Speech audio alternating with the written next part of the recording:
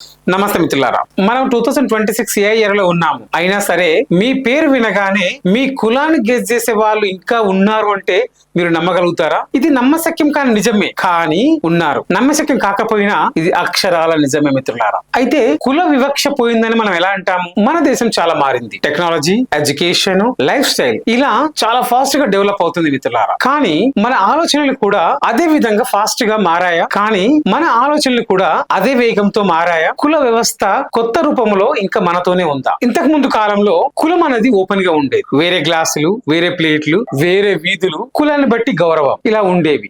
ఇప్పుడు మనకి ఇలాంటి సీన్స్ చాలా చోట్ల కనిపించవు. అంటే దీని అర్థం కుల వివక్ష పూర్తిగా పోయిందనా? కాదు. ఇప్పుడు కులం విజిబుల్ కాదు, ఇన్విజిబుల్ అయింది మిత్రులారా.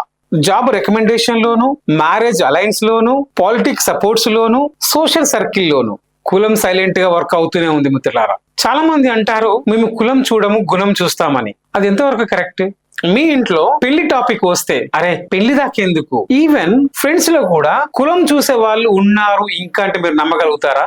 మీరు గమనిస్తే మీ ఫ్రెండ్స్ సర్కిల్లో కూడా ఎక్కడో ఒక్కడ అలాంటి వాళ్ళు ఉంటారు మిత్రులారా. మీరు గమనించండి, ఇది కోఇన్సిడెన్స్ కాదు, ఇది కండిషనింగ్. మనం చిన్నప్పటి నుంచి పెరిగిన వాతావరణం, అలా తయారైన మన మైండ్ సెట్. సోషల్ మీడియాలో మనము ఈక్వాలిటీ గురించి పోస్ట్ చేస్తాము, మనం అందరం ఒక్కటే అంటాం, కానీ రియల్ లైఫ్ లో హౌస్ రెంట్ ఇవ్వడానికి హెజిటేట్ అవుతాము, ఇంటర్ కాస్ట్ మ్యారేజ్ కి అపోజ్ చేస్తాము, క్యాస్ట్ బేస్డ్ జోక్స్ చేస్తే పగలబడి నవ్వుతాము.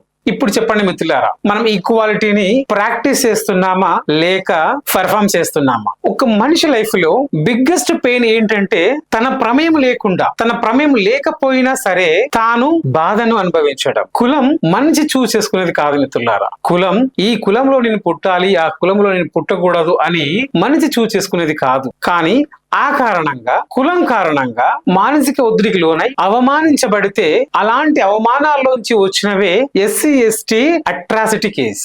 ఇప్పుడున్న సమాజంలో లాస్ వల్ల కులం వివక్ష తగ్గింది మిత్రులారా, కానీ మనుషుల వల్ల ఇంకా పూర్తిగా పోలేదు. ఎడ్యుకేషన్, సోషల్ అవేర్నెస్ లేని వారి దగ్గర కులం పెద్దగా షౌట్ చేయదు మిత్రులారా, కానీ సైలెంట్ గా వాళ్ళలో ఉన్న విషయాన్ని వెళ్ళగక్కుతారు. కులం మన సమాజంలో ఇలాంటి అన్ఎడ్యుకేటెడ్, సోషల్ అవేర్నెస్ లేని వారి రూపంలో ఇంకా ఉంది మిత్రులారా. మన డిసిషన్, మన బిహేవియర్, మన థింకింగ్ ఇవన్నీ మారినంత వరకు సమాజంలో మార్పు రాదు మిత్రులారా. మన డెసిషన్స్, మన థింకింగ్, మన బిహేవియర్ మారితేనే సమాజంలో మార్పు వస్తుంది మిత్రులారా. మిత్రులారా, నిజాన్ని నిర్భయంగా మాట్లాడుకుందాము.